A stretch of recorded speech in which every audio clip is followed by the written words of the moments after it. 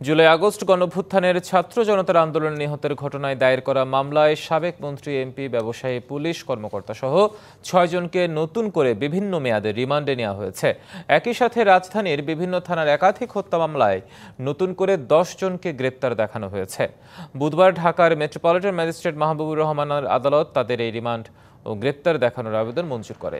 এদিন বৈষম্য বিরোধী আন্দোলনে রাজধানীর যাত্রাবাড়িতে মাদ্রাসা ছাত্র মোহাম্মদ আরিফ হত্যার মামলায় শাহজাহান খানকে ১ দিন এবং আতিকুল ইসলাম ও তানভীর হাসান সৈকতকে ২ দিনের রিমান্ড দেওয়া হয়।